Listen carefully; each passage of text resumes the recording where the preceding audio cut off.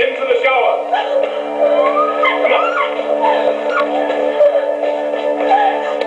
Come on. Schnell, schnell.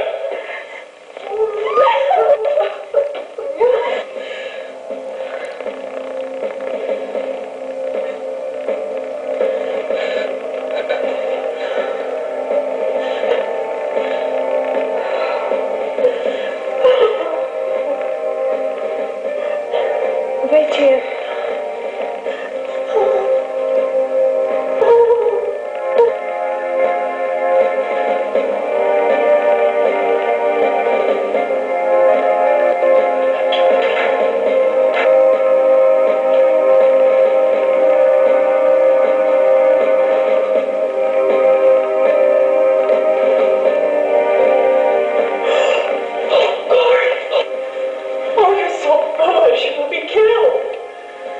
Lord, let now thine angels to surround me, and let them not be transparent, for the guards must not see me.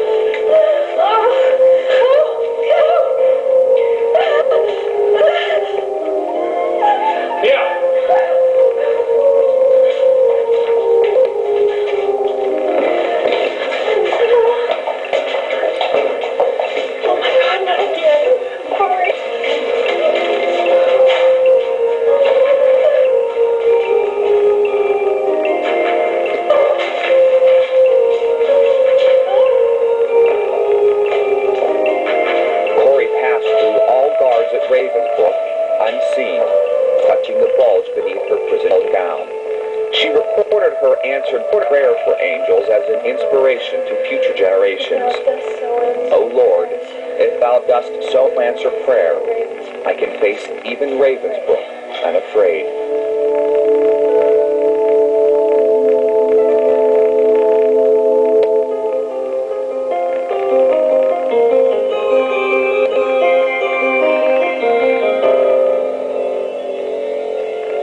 Many believe in guardian angels.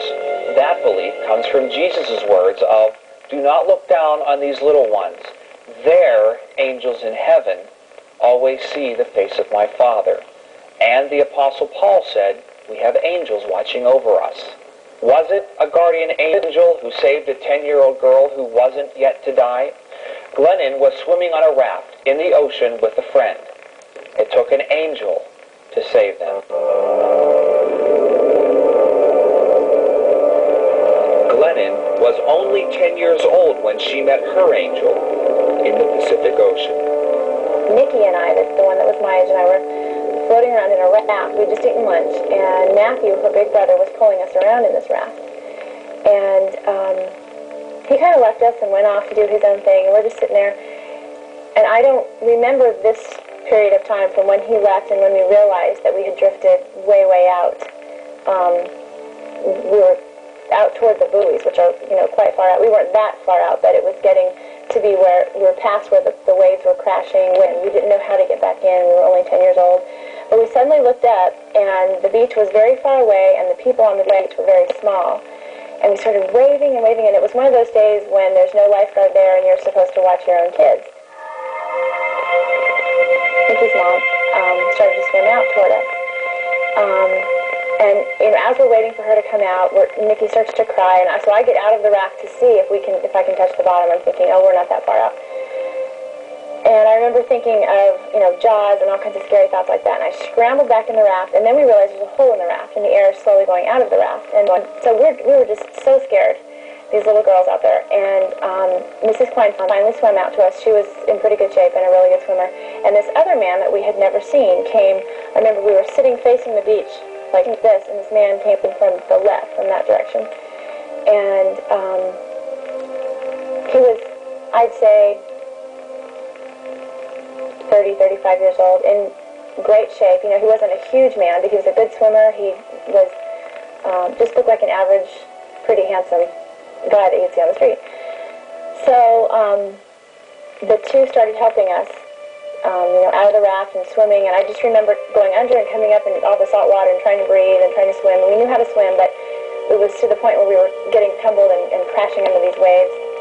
Our bathing suits were coming down, and we were just hanging on to Mrs. Klein and this man that we didn't know. And he was very comforting. I never knew his name, but he would hold us, and we touched him. Finally, we were up on the beach. I don't remember the whole process. I just remember it seemed like it was forever, and I thought I was going to die. And we came up on the beach, and we're pulling our bathing suits up, and three of us came out of the water. It was Mrs. Klein, Nikki, and I. And everyone on the beach first it was the excitement and the adrenaline of they're okay and here they are, and are you all right, and do you feel all right? And then one of the little kids started screaming about the man, and everyone saw 4 people out there, and we knew that there were 4 people. This man was with us, and he never came out of the water. These are just a few of many, many stories. Frankly, when we began to search for these types of stories, we thought we would have to comb the globe to find just a few. Instead, we found pages and pages of story after story. You saw just a small percentage of them. Angels are mentioned 300 times in the Bible. The stories throughout history are innumerable.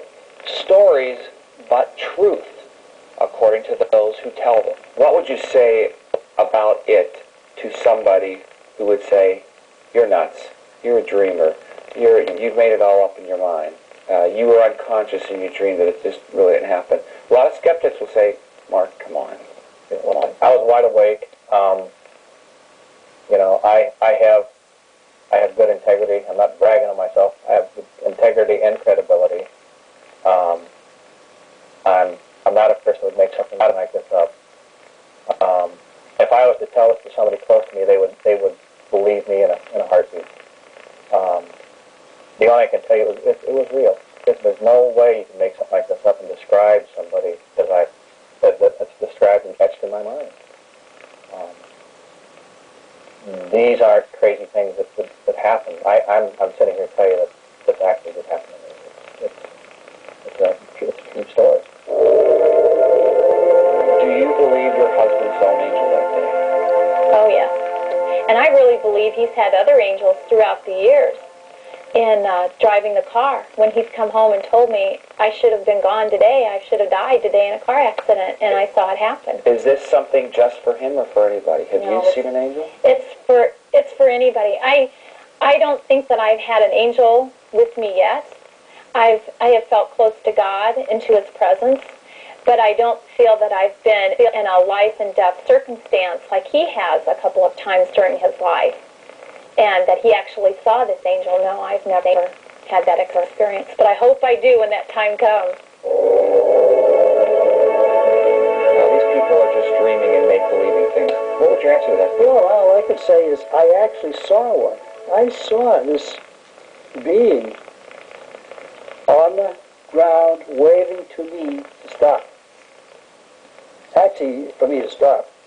It's not my imagination, because my imagination is not that vivid, But I actually saw it. I actually saw it.